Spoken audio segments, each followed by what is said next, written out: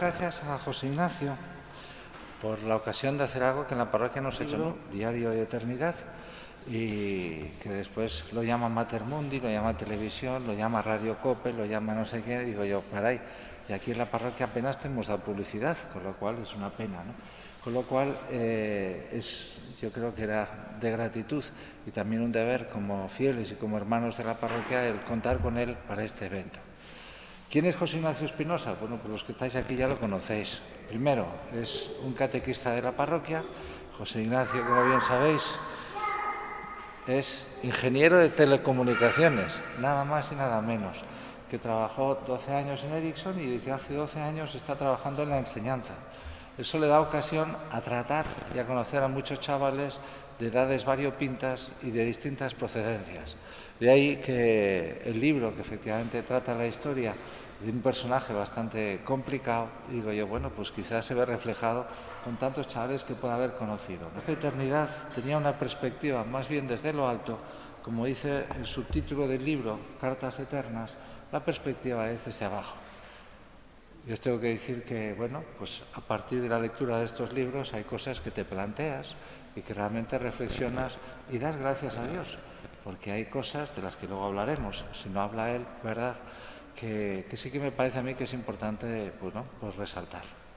Es verdad, y lo decía un punto de lectura de una biblioteca, que los escritores dicen, escribimos libros para saber que no estamos solos, porque efectivamente cuando se escribe se piensa que alguien lo va a leer, ¿no? Pero a partir de esta experiencia, como padre de familia, 10 hijos que tiene custodiados, un nieto, ¿verdad?, efectivamente, profesor de escuela, pero sobre todo la respuesta ante la misma vida, ante su mujer y ante su familia y los demás, pues le lleva a plantearse una serie de cuestiones que quiere responder. Y a mí me parece que es lo que quiere tratar en el libro, si no me equivoco. Y entonces, claro, yo la primera pregunta, evidentemente, ¿en qué consiste, de dónde nacen esas ansias de querer comunicar, de querer transmitir, de querer dar, y efectivamente de llevar a la práctica este segundo libro, Cartas Eternas? Vale, bueno, pues lo pongo así más para que se me oiga. ¿Se me oye bien? Muy bien. Pues antes de nada y antes de comenzar quería dar las gracias a don Fernando precisamente por la oportunidad de poder estar hoy aquí, que pues para mí es un orgullo y es un placer el poder estar en mi parroquia, pues el compartiendo estos libros con todos vosotros. Y en segundo lugar quería darle gracias a Dios también por estar aquí, porque estamos todos aquí hoy. Quería también poner este ratito pues en manos de la Virgen y me gustaría hacerlo pues rezando un Ave María. Dios te salve María, llena eres de gracia, el Señor es contigo. Bendita tú eres entre todas las mujeres y bendito es el fruto de tu vientre, Jesús. Santa María, Madre de Dios, ruega por nosotros pecadores, ahora y en la hora de nuestra muerte. Amén. Bien, pues, ¿de dónde nace todo esto? Pues, efectivamente, como ha dicho don Fernando, yo soy ingeniero, soy profesor, soy muchas cosas, ¿verdad? Y imagino que como todos, que somos muchas cosas en la vida, pero a mí como me gusta definirme sobre todo es como esposo y como padre. Yo creo que es lo fundamental que tengo en mi vida, que es mi esposa y nuestros hijos, porque es realmente los que muchas veces dan sentido a la vida, no tanto el trabajo como el tener una familia, el tener a alguien que, pues, por el que merece la pena pelear cada día. ¿De dónde nacen estos libros? Pues precisamente de ellos. Nace de nuestros hijos, nace de mi familia, porque como ha dicho don Fernando, pues tenemos 10 hijos, pero no es exactamente así, sino que tenemos 16 hijos. De ellos, 6 no llegaron a nacer, fueron abortos espontáneos, 9 siguen por aquí pululando y por aquí hay unos cuantos, y una que es Teresa, pues se fue al cielo hace 3 años. Y fue ella pues la que un poco hizo que al final pues desembocara en que escribiera estos libros. No tanto, es decir, yo nunca he sido escritor, dentro de todos los títulos que tengo no tengo el de escritor, pero las circunstancias a veces te ponen pues el tener que hacer algo en tu vida y te das cuenta de que hay una forma también de evangelizar, hay una forma también de sacar lo que hay en lo más profundo de ti y es a través pues muchas veces de cosas inesperadas. En mi caso fue a través de escribir. ¿Por qué me puse a escribir? Pues tampoco lo sé muy bien. Yo sé que cuando murió Teresa, como digo, hace 3 años, ella murió con 7 añitos, pues toda mi vida dio un vuelco absoluto. O sea, os podéis hacer un poco la idea de que cuando se muere un ser querido, yo creo que ya te trastoca todo y te pone toda la vida patas arriba.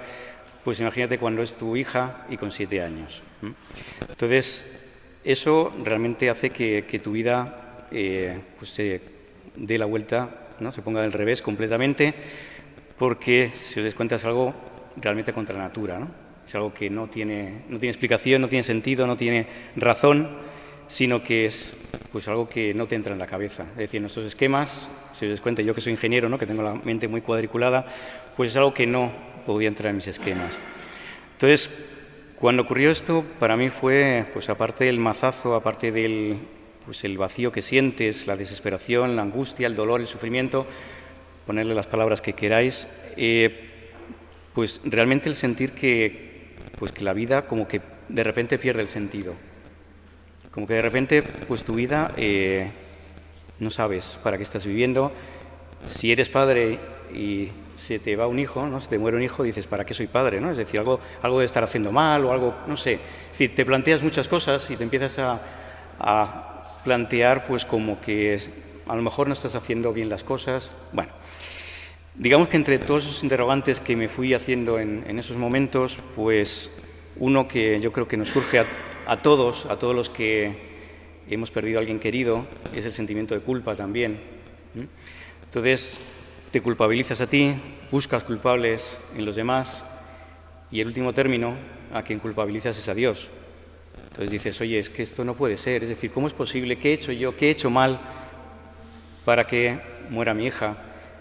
¿Por qué ha ocurrido esto? ¿Qué hemos hecho nosotros para merecer esto? ¿No? Tantas cosas que yo creo que tenemos un poco esa mentalidad casi de la Edad Media, podría decir, pero que al final nos llama a pensar que Dios es el responsable de la muerte, ¿no? Que Dios es el que está ahí un poco con el hacha y que la muerte pues es algo terrible para lo que nunca estamos preparados. Entonces, efectivamente, yo me planteé muchas cosas y en esas cosas que me planteé, yo empecé a darle vueltas también a qué creía. Es decir, si Dios, ese Dios que me habían enseñado, ese Dios al que yo pensaba que era mi padre, ese Dios que yo pensaba que me amaba tanto, resulta que se había llevado a mi hija, digo, pues vaya Dios en el que creo, ¿no? ¿Cómo es posible? ¿Dios me quiere o no me quiere? ¿Quería a Teresa o no la quería? ¿Por qué? ¿Por qué se la ha llevado? Entonces, efectivamente, dentro de toda esa reflexión, pues llega un momento en que te planteas tu propia fe. Y yo, pues, me planteé mi fe. Y dije, ¿creo realmente en Dios? ¿En qué Dios creo? ¿Realmente existe Dios? Yo me lo llegué a plantear, y muy seriamente también. Entonces, yo tengo la fortuna de que, pues, tengo experiencia de que Dios existe. Es decir, dentro de todos mis años de vida, que ya son unos pocos, nosotros hemos estado mucho tiempo en una realidad de la Iglesia que se llama el Camino Neocatecumenal, y hay una de las cosas que hemos aprendido ha sido a ver que Dios te ama, que Dios interviene en la historia, es cierto, pero que sobre todo y por encima de todo Dios te ama, y te ama profundamente. Y no solo como una teoría, sino como algo que es experiencial, es decir, que tienes que experimentarlo, porque ya os digo que la fe teórica en estos casos no te sirve. La fe teórica se te queda pues en el suelo, se te cae completamente. Entonces, el experimentar el haber experimentado previamente que Dios existe, que Dios me quiere, que Dios es mi Padre, a mí me ayudó a dar un paso adelante y decir, oye, vamos a ver, estas ideas que estoy teniendo, primero, no son buenas porque son buenas porque me están haciendo replantearme cosas, pero por otro lado, el llegar a dudar de que Dios exista, el llegar a dudar que Dios me quiere y que es mi Padre, creo que no es bueno, ¿no? Creo que en ese momento hubo alguien que estuvo aprovechando esa coyuntura, que es el demonio, ¿no? El demonio muchas veces pensamos que no, que es cuento de viejas o de la Edad Media. El demonio existe, claro que existe, y es ese que te pincha justo donde más te duele, en el momento que más te duele. Bien, pues yo le estaba llevando mucho el juego a esas ideas, al demonio, pero el tener la experiencia, os digo que a mí me salvó completamente el ver que realmente Dios era mi Padre, el saberlo y el haberlo experimentado previamente. Con lo cual ya tenía un punto de partida, es decir, mi fe, que se había visto completamente removida, comprometida, y yo diría que se tambaleaba, pues otra vez pudo poner el pie firme. Y a partir de ahí dije, bueno, pues vamos a ver, si Dios existe, si Dios me quiere, si Dios me ama profundamente, si Dios es mi Padre, hay algo que no entiendo. ¿Qué ha pasado? Y entonces lo que sentí en ese tiempo también es que pues, la acción de Dios cuando te pones en sus manos, Dios actúa también. Dios también es capaz de, pues, de ponerte en el camino correcto. Y Él me hizo que mirara hacia la muerte directamente. Una cosa es experimentarla, tenerla cerca y tal, pero el mirarla cara a cara y decir, vamos a ver, ¿qué es la muerte? ¿Qué significa la muerte? Porque a lo mejor no es lo que yo pensaba. Nos han enseñado muchas veces que la muerte es el paso hacia la vida eterna, hoy lo hemos escuchado en las lecturas, en la predicación, pero una cosa es saberlo intelectualmente y otra cosa saberlo en el corazón y experimentarlo en el corazón, que son cosas muy distintas. Entonces, el ver que realmente la muerte, ¿qué es? ¿Qué es? ¿Qué suponía la muerte de Teresa? ¿Qué suponía la muerte de mi hija? Porque a mí en la cabeza no me entraba. Para mí la muerte no dejaba de ser un horror, y yo creo que para muchos no deja de ser eso, un horror tremendo, porque parece el fin. La muerte parece el final. Y ahí yo creo que estamos casi todos metidos. Y por eso evitamos la muerte, pues como si fuera, ¿no? Y tratamos de evitarla porque realmente no sabemos lo que hay después, o no nos lo acabamos de creer, o no creemos totalmente en Dios o en el Dios que nos han predicado, y es cierto. Y eso es lo que me pasaba a mí, que no acababa de creérmelo. ¿Qué es la muerte entonces? Entonces, es lo que me planteé una y otra vez y lo que intenté, pues llegar al fondo de la cuestión, ¿no? Decir, bueno, si la muerte es lo que me han predicado tantas veces, pues vamos a ver si es verdad o no es verdad. Es decir, ¿realmente Dios está detrás de la muerte? ¿Realmente hay algo detrás de la muerte? ¿O la muerte es el final? Bien, entonces, ya os digo que Dios pues va actuando y a través de personas concretas, a través de... Yo estoy convencido de la oración de mucha gente que estuvo rezando por nosotros durante ese tiempo, que para mí fue una ayuda fundamental, ¿no? Todo ese apoyo, todo ese cariño que sentimos, toda esa, pues bueno, al fin y al cabo la oración de tanta gente que nos ayudó muchísimo. Pues Dios va aclarando cosas y Dios va actuando también. Entonces, yo lo que vi y lo que me quedó claro en ese momento es que la muerte ni es un horror, ni es un error de Dios. Es aquello de, bueno, como me ha salido mal, o no, pues no, como una especie de remedio, ¿no? Sino que la muerte es necesaria. Y la muerte efectivamente es un paso. Y un paso al que es verdad que le tenemos miedo, pero ya digo, porque muchas veces no nos creemos en lo que hay después. No creemos en que Dios nos va a regalar algo mucho mejor. Y entonces lo tememos pues como un nublado, ¿no? Y yo creo que lo hemos visto con este tiempo de pandemia, lo hemos visto claramente, ¿no? Todos nos espantábamos por aquello de si me contagio es posible que me muera. Pues sí, es posible que te mueras. ¿Y qué? ¿Y qué? ¿Y si te mueres, qué? Bien, pues eso fue a lo que fui llegando poco a poco, al ver que realmente la muerte no es ni lo peor, ni es un error. Pensaba muchas veces en San Pablo, que para mí es mi ídolo claramente San Pablo, cuando decía aquello de que morir es con mucho lo mejor. Y yo, ¡joder! O sea, San Pablo juega en otra liga, porque si yo estaba pensando que la muerte es lo peor y San Pablo dice que morir es con mucho lo mejor, yo me perdí algún capítulo de esto.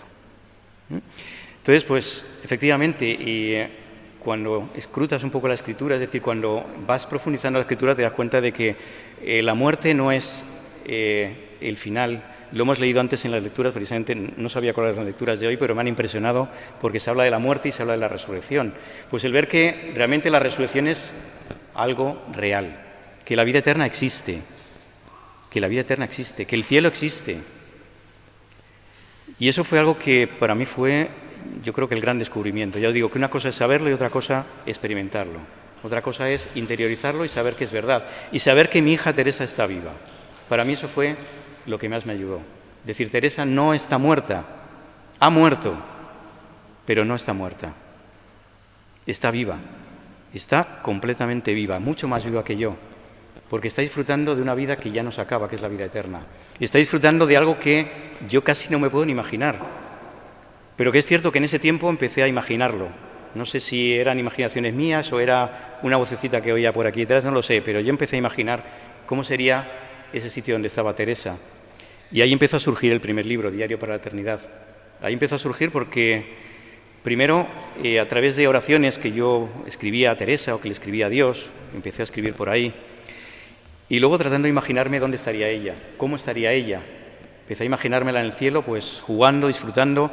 Algo que decía ella muchas veces es que le encantaría jugar con sus hermanos que estaban ya en el cielo, con sus hermanos pequeños que estaban ya en el cielo, con esos que no habían llegado a nacer. Pues efectivamente me la imaginé allí, jugando con ellos. Por primera vez, después de mucho tiempo, también pensé en esos niños que teníamos ahí en el cielo y de los que yo me había olvidado prácticamente. Me di cuenta de que tengo allí un pequeño ejército ya en el cielo, que tenemos 7 niños en el cielo esperando. Para mí algo importantísimo también y que me ha ayudado a perder el miedo a la muerte es pensar que ya hay alguien que nos está esperando allí. Todos tenemos gente que nos está esperando ya en el cielo, todos. Entonces me imaginé ese momento también, el momento de el día que yo llegué allí, pues creo que tengo a alguien que me va a agarrar de la manita, ¿no? Que es lo que quise un poco presentar en esta portada, ¿no? Esa manita que te coge, es la manita de mi hija Teresa y la otra manita es la mía, ¿no? Estoy convencido que no son las nuestras, pero bueno, es como si fueran, ¿no? Porque es lo que estoy convencido que ocurrirá en aquel momento, ¿no? Y eso a mí me ayudó muchísimo, me ayudó mucho a vivir la experiencia de la muerte de una forma completamente distinta, a no tener miedo a la muerte, a ver que la muerte pues realmente es eso, es un paso, es una puerta que se pasa. Yo creo que lo que más miedo nos da muchas veces es el sufrimiento, es el dolor, es la enfermedad, ¿no? Los prolegómenos pero la muerte no nos tiene que dar miedo, al contrario, tendríamos que estar contentos de que llegue ese momento, tendríamos que estar contentos. Entonces, fuera miedo a la muerte, porque la muerte es pasar al Padre, pasar a Dios, pasar a la vida eterna, pasar a la vida para siempre, yo creo que lo mejor que podemos tener, que es el cielo. Muchas veces don Fernando lo compara, ¿no? A los niños, ¿no? Les dice que debe ser un sitio lleno de chuches y tal, donde por mucho que comas no se acaban las chuches y no te duele la barriga, ¿no? Pues efectivamente, eso es el cielo para cada uno de nosotros. Es decir, lo mejor que podíamos pensar, lo mejor que podíamos imaginar es todavía mucho mejor el cielo. Entonces ya os digo que a través de, pues en ese tiempo fui tratando de imaginar dónde estaría Teresa o cómo estaría ella, y ahí surgió pues ese primer libro que es Diario para la Eternidad, donde trataba de poner en palabras pues las imágenes que me venían a la cabeza, tratando de imaginarla a ella y tratando de imaginar lo que sería ese día después de la muerte. Es decir, cuando morimos, ¿qué ocurre? ¿Dónde vamos? ¿Qué pasa con nosotros?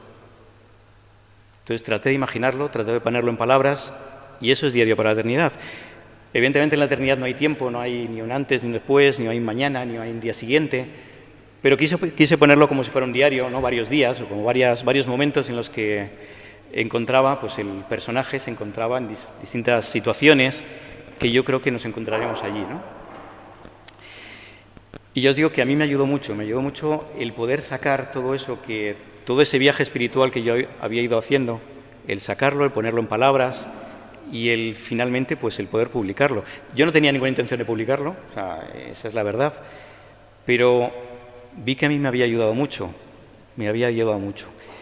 que ahí surgieron ideas y surgieron palabras que yo mismo me sorprendía después, cuando las releía decía, caramba, qué bonito, caramba, qué interesante. Pues surgían ideas que yo digo, pues si esto me ha servido a mí, me ha ayudado a mí, creo que pueden ayudar a mucha gente, creo que pueden ser de utilidad, por lo menos para todos aquellos que tienen miedo a la muerte, que están pues angustiados porque han perdido a alguien, ¿no? Todo ese tipo de cosas yo creo que podía venir muy bien. Y entonces me decidí a publicarlo. Tampoco tenía intención de seguir con un segundo libro, ni mucho menos, porque bueno, ya os digo que no era escritor, ahora ya sí. El otro día escuché a uno que hacía un vídeo en internet que decía, he escrito un libro, soy escritor. Digo, pues entonces yo he escrito 2, ya soy el doble escritor, ¿no? Ya soy escritor de verdad, porque con 2 publicados debe ser que lo soy. Bueno, pues no tenía intención de escribir un segundo libro. ¿Qué fue lo que me animó a escribirlo? Pues varias cosas. Bueno, primero que hubo muchas reacciones al primer libro, Diario para la Eternidad, de gente que me decía que le había gustado mucho, que les había servido, que les había devuelto la esperanza, que les había también pues ayudó a afrontar esos momentos de, pues muchas veces de dolor o de angustia por la muerte de alguien o por la cercanía de la muerte propia, pero también porque hubo gente que a mí me dejó un poco sorprendida, gente que me decía, mira, me ha recordado mucho una película que se llama Más allá de los sueños, que no sé si os suena, si la habéis visto, Bueno, pues es una película que no la había visto, la vi y me sorprendió a mí mucho también, porque muchas de las ideas que ponían en el libro yo estaban en la película también. De hecho, me llamó mucho la atención porque hay una escena que el paisaje este que aparece en la portada y en la contraportada aparecía calcado, parecía sacado de la película, era algo tremendo. Aparecía también, pues eso, el que alguien salga a recibirte, ¿no? Como lo que había escrito yo, pues aparece también en la película. Apareció una escena que a mí me dejó también helado cuando la vi. No quiero hacer spoiler del libro, pero aparece una escena en la que el hombre que ha muerto pues está en la iglesia delante de su mujer, y eso lo había escrito yo también en el libro. Entonces fueron cosas que a mí me llamaron mucho la atención y dije, caramba, qué bonito, ¿no? Qué bonito. Eso por un lado. Por otro lado también hubo otra persona que me dijo, mira, la descripción que has hecho cuando hay un momento en el que visita el infierno, dice, eso lo has sacado de la Divina Comedia, ¿verdad? Y dije, hombre, bueno, soy un hombre más o menos culto, digo, pero los clásicos no los manejo mucho. O sea, no me había leído la Divina Comedia, ni mucho menos, pero bueno, me la conseguí y empecé a leerla y efectivamente había cosas que se parecían mucho a la Divina Comedia de Dante y dije, caramba, qué bonito, qué bonito.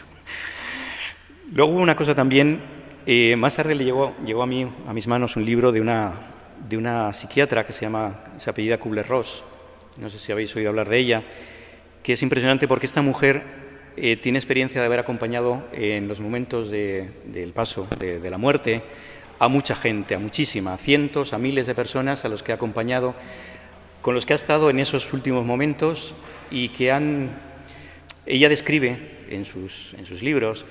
Dice, ese momento que está ya a punto de morir la persona es como que tiene un contacto especial con el cielo ya, con el más, ¿no? Con el más allá, podríamos decir. Es decir, es como si ya estuviera ahí al lado de la puerta y pudiera entrever a través de la puerta un poquito de lo que hay más allá de la puerta. Bien, pues ella describe las experiencias de muchas de estas personas que estaban a punto de morir.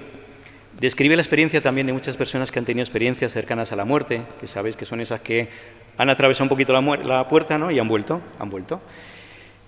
Y es curioso, pero describe muchos, es decir, hay una serie de denominadores comunes en todas esas personas, ¿no? De lo que han visto, lo que han experimentado en ese momento en el que estaban muertos, que estaban científicamente muertos, es decir, que habían diagnosticado ya su defunción, habían dejado de respirar, el cerebro estaba muerto y tal, pero que por alguna razón volvieron. Y ella también pues, había estado al lado de muchas de esas personas, había recogido muchos de esos testimonios y lo que contaban estas personas. Y estas personas contaban, ¿no? Tienen una serie de denominadores comunes, entre ellos, por ejemplo, pues que siempre cuando el que llega más allá de esa puerta, pues hay alguien esperándole. Siempre. Normalmente es una persona querida, que ya ha fallecido, hace mucho, hace poco, pero una persona querida o unas cuantas personas queridas. Pueden ser también, ella habla de seres de luz, pueden ser, es decir, habla de ciertas personas. Dice, si no tienes a nadie, pues a lo mejor viene la mismísima Virgen María a recogerte, o viene el mismo Jesús a recogerte, a darte la mano. Y yo cuando leí eso dije, caramba, vaya, eso se parece también a lo que yo me había imaginado, ¿verdad? También dice ella pues que quien se va no tiene ganas de volver. Es decir, lo que experimenta allí es tal amor, esa luz que se describe en tantos sitios, descubre un amor tan grande, tan apasionado, tan inmenso, que los que han vuelto dicen, vaya que he tenido que volver. Dice, no sé por qué he vuelto. Bueno, más o menos alguien se lo dice, porque vuelven, normalmente es para dar testimonio de ciertas cosas, tiene alguna misión y tal, pero ninguno tiene ganas de volver porque lo que han descubierto allí es un amor tan inmenso que es algo que lo que tenemos aquí, desde luego, no tiene ningún parecido. Entonces, eso a mí también me ayudó mucho, el decir, oye, pues Teresa es cierto que ha muerto, ahora está en el cielo, está viva, y sería muy egoísta por mi parte también el decir, oye, es que quiero tenerla a mi lado. Pues claro que la quiero tener, por supuesto que me gustaría tenerla a mi lado, por supuesto que me gustaría seguir disfrutando de sus palabras, de sus abrazos, de sus besos, por supuesto que me gustaría seguir disfrutando de todo eso, pero sería muy egoísta por mi parte el decir, oye, quiero que venga, porque está ahora mucho mejor, porque sé está disfrutando de algo que yo ni nadie de aquí podemos darle, que es la felicidad completa, la felicidad absoluta. Y eso es algo que creo que todos los que están ya en el cielo están disfrutando. Entonces, a mí eso me ayudó mucho, el decir, oye, pues Teresa realmente está en muy buenas manos, está en las manos del Señor. ¿Con quién mejor va a estar que con nuestro Señor? ¿Con quién mejor que en el regazo de la Virgen María? ¿Con quién mejor que con todos los santos? Bien, entonces, digo que eso es lo que me animó a seguir también escribiendo, porque según escribía Diario para la Eternidad, notaba que le faltaba algo. Efectivamente, era la visión de eso, del después, del día después de la muerte, la visión del cielo, la visión de la eternidad, pero evidentemente falta la parte del que se queda aquí, que es, yo creo que la peor. Es decir, el que se va, fenómeno, fenómeno. Pero el que se queda hecho polvo, se queda hecho polvo.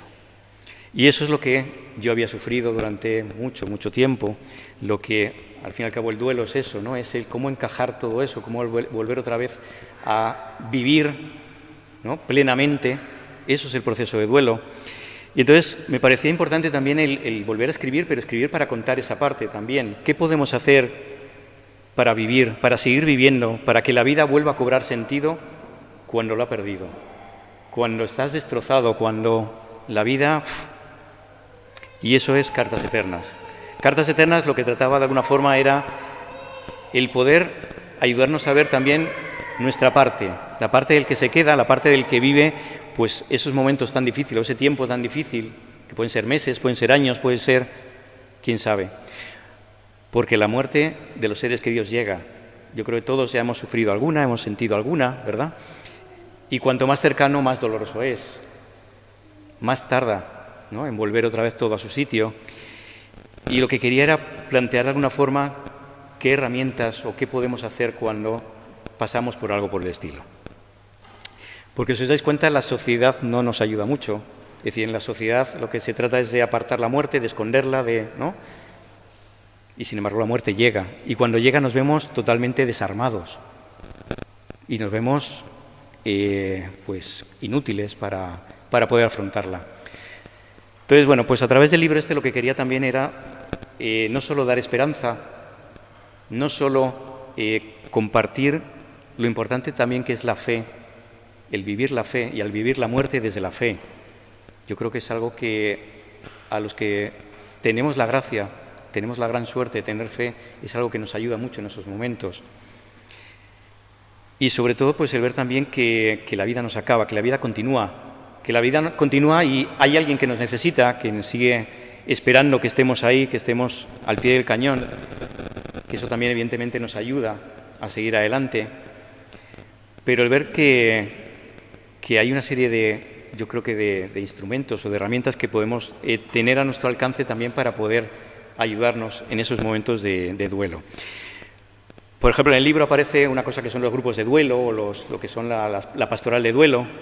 Aquí en la parroquia la vamos a abrir en breve también, vamos a comenzar dentro de poco con esa pastoral de duelo, si Dios quiere, y ahí estaremos pues echando también un cable a don Fernando en esa pastoral, que yo creo que también es fundamental. ¿Por qué? Pues porque cuando la muerte llega, el dolor llega y el sufrimiento llega, es verdad.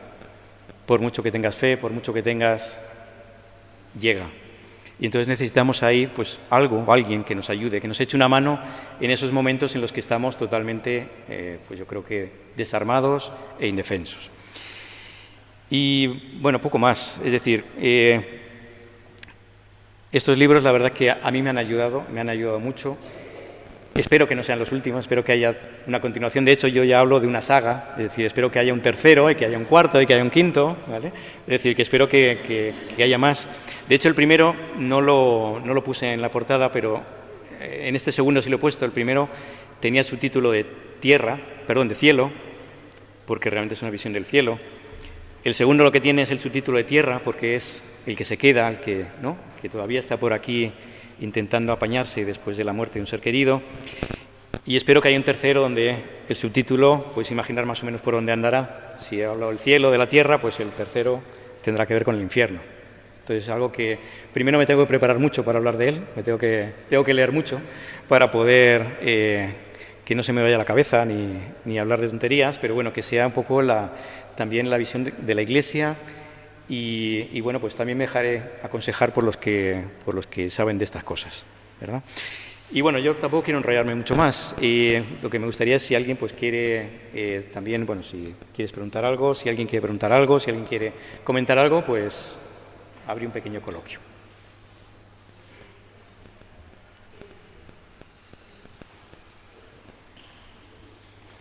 Bueno, la pregunta, por si no la habéis oído todos, es ¿qué le podría decir una persona que pasa por un proceso de muerte de alguien, de un ser querido, ¿no? Una persona que no tiene fe? Pues, como decía antes, yo creo que no sabemos la fortuna que tenemos de tener fe, porque no se trata de que anestesie nuestro dolor o algo por el estilo, sino que la fe lo que te da es una forma de afrontar la muerte, no solo la propia, sino también la muerte del ser querido, de una forma completamente distinta. Entonces, una persona que no tiene fe, evidentemente hay también herramientas que te pueden ayudar. Una cosa, o sea, algo que yo creo que siempre viene bien es el sacar los sentimientos, ¿no? Es decir, sacar el dolor que tienes fuera, porque de alguna forma siempre lo que sale fuera se va curando, ¿sí? Si no te puedes guardar ese dolor dentro, sino que tienes que compartirlo, tienes que sacarlo, tienes que hablarlo, escribirlo, pintarlo, es decir, de alguna forma tienes que sacarlo, dejarte ayudar, es decir, escuchar a gente que quizá haya pasado por lo mismo y que te pueda echar una mano, porque es quien mejor te puede comprender. Es decir, las teorías en estos casos no valen, los sermones muchas veces tampoco valen, es decir, que al final se quedan en ideas, sino lo que te vale a lo mejor es simplemente un abrazo, es escucharte, es compartir un rato juntos. Entonces, una persona que pues a lo mejor no tiene la fortuna que tenemos nosotros de contar con la fe, pero sí cuenta con gente alrededor. Entonces, siempre es importante, dentro de ese proceso de duelo, el tratar de vivirlo pues con otros que te puedan echar una mano. Es decir, no encerrarte. Lo que te sale en esos momentos es encerrarte completamente.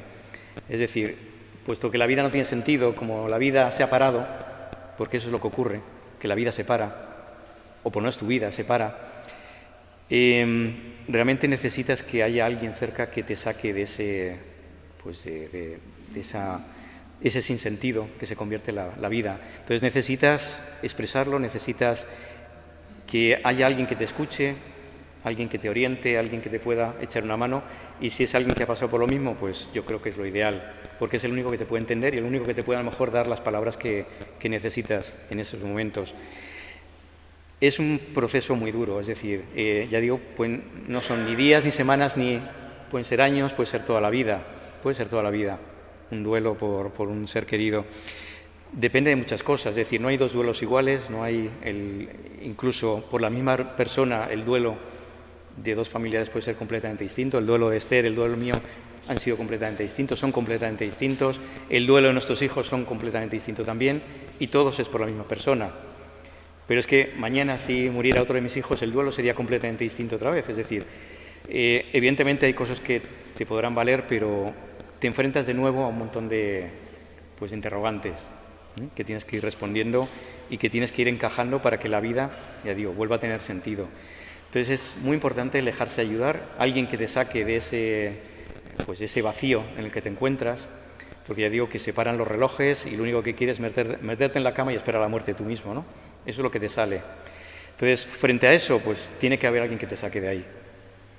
Hay mucha gente que acude pues a psicólogos, a psiquiatras, ¿no? Es decir, pues a lo mejor a través también de poder hablar con ellos, pues también te ayuda, pero muchas veces es un amigo, es un compañero, es tu hermano, es quién sabe, ¿no? Es decir, que lo que necesitas es a alguien que te saque de ahí.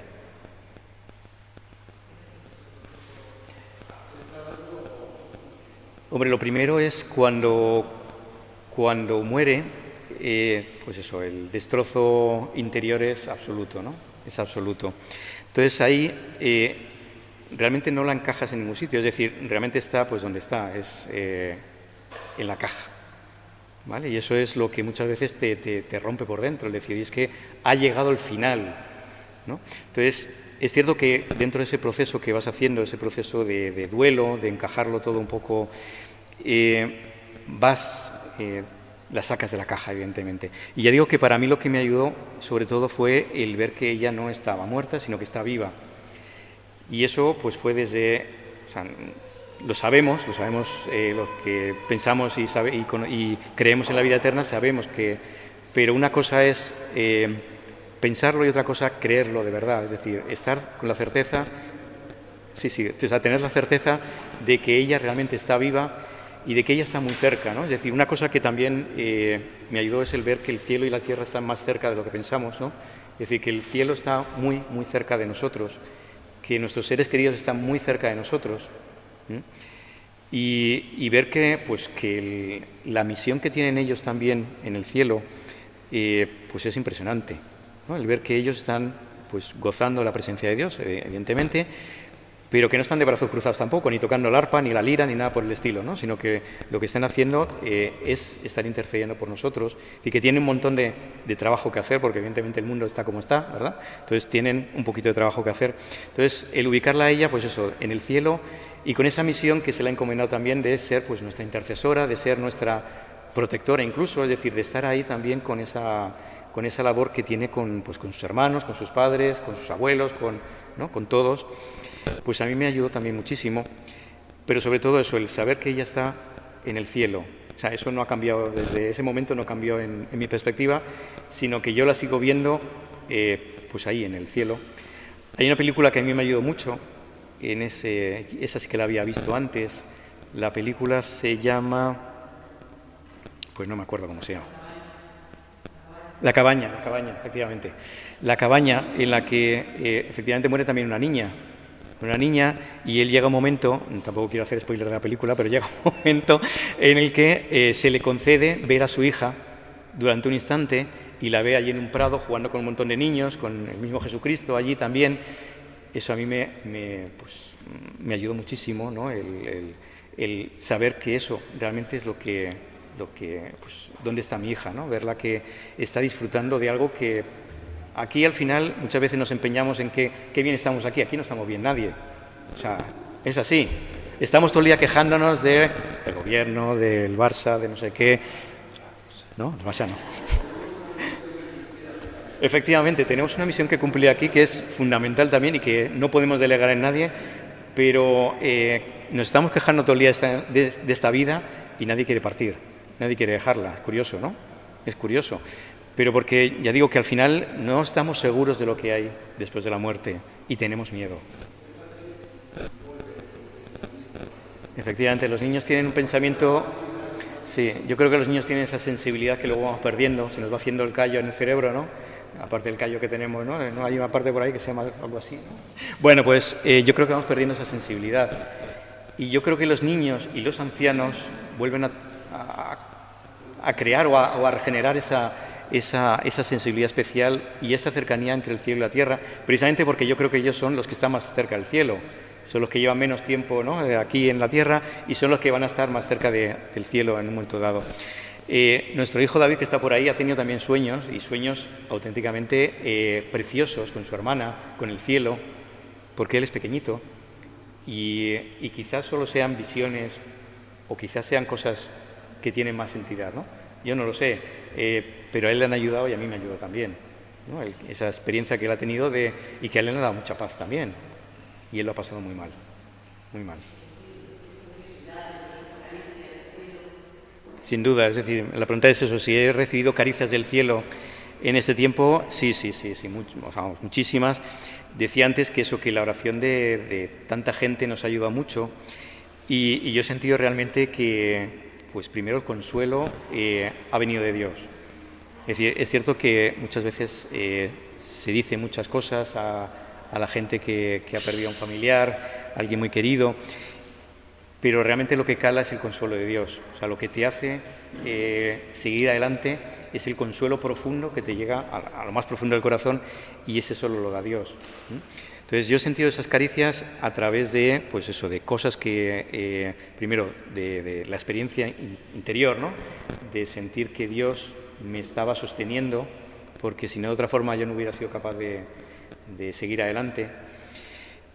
Y luego también, pues a través de detalles, de cosas que han ido ocurriendo, pequeños detalles que dices, caramba, ¿no? Pues yo qué sé, pues, a lo mejor la palabra de una persona, a través de, pues no sé, me contaba una vez Esther, pues ¿no? De una flor, ¿no? Que cayó un pétalo en un momento dado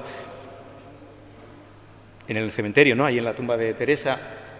Pequeños detalles, pequeñas caricias que es cierto que te dicen que, pues que Teresa está viva, que Dios la está cuidando, que ellos nos están cuidando también a nosotros y nos dejamos, que esa es la cuestión también tantas veces, pero realmente sí que hay detalles. Lo que tienes que también es intentar sensibilizarte para poder ver esos detalles, ¿no? Lo que decíamos antes, muchas veces cuando ya somos tan creciditos nos cuesta, porque todo es muy pragmático, somos muy racionales, somos de todo pasarlo por la razón, ¿verdad?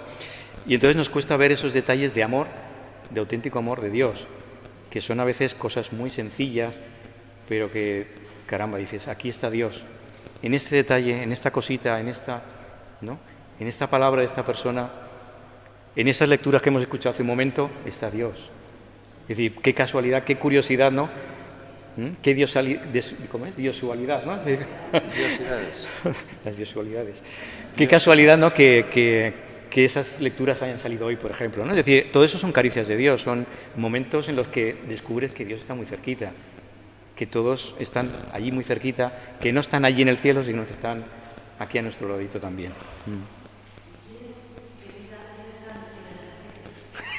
Eso llega al final del libro y lo sabrás. Hay que llegar al final. Igual que en el otro no desvelé el nombre del protagonista hasta la última página, en esta hasta la última página no sabrás por qué, ni quiénes son. Bueno, aún así, pero vamos, la otra no sabes muy bien la relación, ¿verdad? Ya sabrás qué ha pasado ahí. Pero no es para sentirse culpable, yo creo que es para dar gracias, lo que tú decías, es para dar gracias constantemente, pues porque hay acontecimientos que a veces son muy duros, como es este, pero que nos hacen abrir los ojos a lo que tenemos, a lo que somos, y muchas veces, pues eso, como suele ocurrir siempre, hasta que no perdemos algo no lo echamos de menos, ¿verdad? Pero yo creo que es una gracia, es un regalo también el que a través de acontecimientos que son de sufrimiento, que son duros, a veces nos sirvan para aprender lecciones o para darnos cuenta de todo lo que tenemos cada día. Y yo creo que es para dar gracias, ¿no? Es para dar gracias constantemente, cuando te levantas, cuando te acuestas y cuando te acuerdes, ¿no? Es decirle, es que qué afortunado soy, cuánto tengo, qué maravillosa es la vida, pero sobre todo qué maravillosa es la vida eterna. Eso es lo más maravilloso. Es decir, yo sí hay una cosa que yo no sé qué le dejaré a mis hijos, probablemente solo les deje deudas, ahora que no hay casi ninguno por aquí. Pero si hay algo que me gustaría que les quedara es la fe. No sé si la tendrán, si no la tendrán, o cómo es la fe de cada uno, no lo tengo ni idea. Es decir, ellos, la fe es algo muy personal y al fin y al cabo no deja de ser una respuesta a lo que tú estás recibiendo, ¿no? Pero me encantaría que ellos se quedaran pues con lo poco o lo mucho que haya podido darles, ¿no? Transmitirles esa fe, porque eso es lo que les va a ayudar no solo en los momentos difíciles aquí, sino sobre todo a dar el salto a la vida eterna, ¿no? Es decir, oye, el afrontar también el sufrimiento aquí, el afrontar la muerte aquí con una esperanza distinta, ¿no? Con unos ojos distintos, yo creo que eso es importante.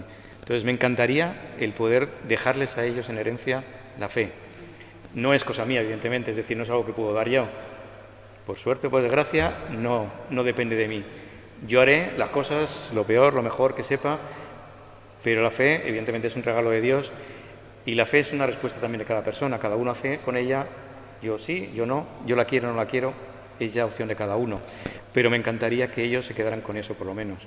Yo sé que Teresa, y es el gran regalo con el que también me quedé yo, tenía una fe inmensa. O sea, ella era algo tremendo. Tenía unas ganas locas de hacer la comunión. De hecho, bueno, hizo un día de catequesis solo un día, pero tenía unas ganas locas por hacer la comunión, por recibir a Jesucristo. De hecho, se había ido ya, no sé si el año anterior, o a las catequesis de su hermano Pablo, con lo cual yo creo que ya se las sabía de memoria, pero bueno, ella tenía muchísimas ganas de poder recibir a Jesucristo. Entonces, para mí eso es un regalo también, ¿no? El decir, oye, es que realmente tenemos una santa en el cielo, como tantos otros que tenemos ahí en el cielo, y para mí eso es un regalo también. algo que me da mucha paz. Aquí todos compartimos cosas. Yo quería compartir también con vosotros, pero cuando celebro las comuniones me gusta mucho cantar una canción que canta Ana Belén, y me imagino que la cantará más gente, que dice así como: besos, ternura, qué derroche de amor, cuánta locura, no se acabe esta noche ni esta luna de abril, para entrar en el cielo no es preciso morir, ¿verdad? Entonces, es verdad que el cielo se puede vivir aquí en la tierra. Lo que es terrible es que no solo se vive el cielo, sino que también se vive la muerte. Y hay gente que efectivamente, viviendo, pues no tiene motivos para vivir. Esto aparece reflejado en el libro, yo os invito a leerlo, de verdad. Es verdad que yo no me lo he acabado. Hay cosas que quiero todavía también que encuentre respuesta. Me gustaría que me respondiese José Ignacio qué pasa con Lobito. Lobito es el perro. Tienen un perro que efectivamente en un capítulo, en una de las cartas, ya sabéis que son 46 cartas, pues en una de las cartas habla el perro que se caga, que se mea, que estas cosas así, pero no vuelve a aparecer el perro y dice, caray, ¿qué pasa con Lobito? Bueno, efectivamente, bueno, pues pasan muchas cosas, efectivamente, y lo que se descubre es que hay gente que tristemente pues tiene la muerte y que siendo vivos, pues efectivamente están abocados con muchos signos de muerte. Pero, sin embargo, hay cosas que son vivificadoras y que descubren la vida. El cariño, la familia, gente que te quiere, la iglesia. Aparece por ahí un sacerdote peculiar, ¿verdad? Eso es. Con el cual no me puedo identificar para nada, porque me lo imagino con rizos y bastante majote, y yo soy más bien calvote y bastante blanco, ¿sí o no? Pero bueno, en fin. El caso es que, bueno, pues descubres que en medio de todos estos signos de muerte hay fuerzas vivificadoras que te hacen descubrir el cielo. Y una de las cosas más bonitas que aparece en los dos libros es la fuerza del perdón. La fuerza vivificadora que tiene el saber perdonar y recibir el perdón. En esto me gustaría que ahondases o que efectivamente no. Pues sí. Es uno de los temas estrella, yo creo, de los dos libros, porque no quiero hacer spoiler, pero es cierto que claro, cuando te mueres, no sabes muy bien tampoco pues, tu destino eterno, ¿no? Yo creo que no lo tienes muy claro. Y entonces el personaje del primer libro pues no se acaba de creer que esté en el cielo. Dice, pero si yo soy más perro que Rantanplan, ¿qué hago yo aquí? ¿Por qué me he ganado yo estar aquí?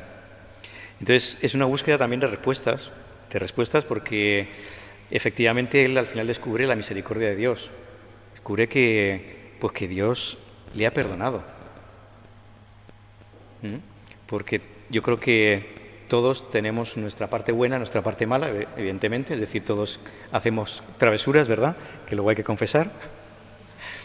Pero muchas veces nos sentimos pues que a lo mejor no nos estamos ganando el cielo, ¿no?, como pensamos, ¿no? Pensamos que para ganarse el cielo hay que ser bueno o hay que ser una persona impecable, pero no es así. Y de hecho los santos nos lo han demostrado, que había auténticos, ¿no? Pero el perdón de Dios está por encima muchas veces de nuestros errores, de nuestros pecados, y ahí está la misericordia de Dios. Entonces, el perdón es algo fundamental. El sentir el perdón de Dios yo creo que es algo que te devuelve la alegría, que te devuelve el sentido a la vida también.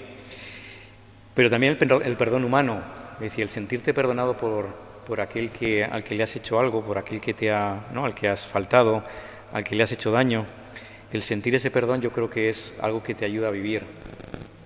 Entonces, en los dos libros he tratado de reflejar eso, el dolor que sientes cuando estás en pecado, cuando has visto el dolor que infliges al otro, pero por otro lado, pues la satisfacción que sientes también, ¿no?, la alegría, la paz que sientes cuando sientes el perdón y cuando eres capaz de perdonar. Yo creo que eso es fundamental.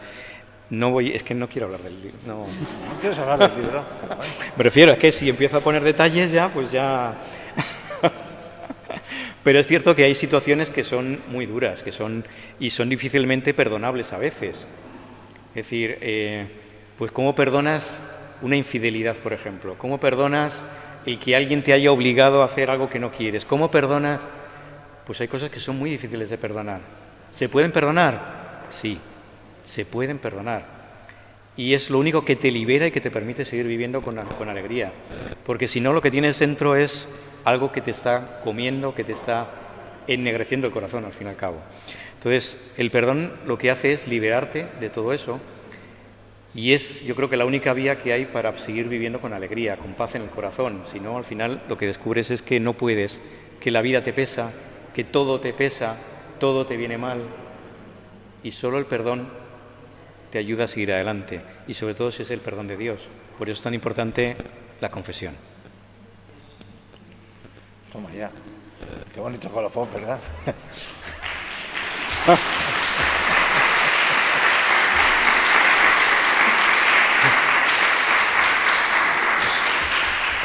Os animo a leer el libro, de verdad que es una cosa muy entretenida. No sé por qué dice cartas eternas, porque las cartas duran 1, 2 o 3 páginas. O sea que yo, efectivamente, imagino que el apellido es, ¿no? Porque la saga se llama Eternidad. Entonces, como la saga se llama Eternidad, entonces al final, digamos que jugando un poco con las palabras, ¿no? Diario para la eternidad, cartas eternas, también porque son cartas que llegan al cielo. Es decir, ahí hay una trasvase, cielo-tierra, que es lo que quería también, con esos títulos, dar a entender. Porque al fin y al cabo, ya os digo, el cielo y la tierra están tan cerquita que a veces se besan, ¿no? En cada Eucaristía, de hecho, se besan el cielo y la tierra. Oye, yo una pequeña sugerencia que le hago al autor. El primero libro que habla del cielo son 134 páginas, la tierra 256. Es que para hablar del infierno te tires 500. Entonces, ánimo. Si merecen la pena. No. Puede ser que vaya partiendo. La cuarta será la enciclopedia ya, vamos, el Señor de los Anillos que tenemos. Ay, pues nada. Sí. Pues nada, yo lo dejo aquí, casi mejor que firme fuera, porque aquí era interesantísimo, parece un poco así, ¿no? Sí. Darle gracias al autor, a José Ignacio, la ocasión. No sé si os habéis dado cuenta que el Cristo que aparece ahí en la portada suena, ¿no? Suena.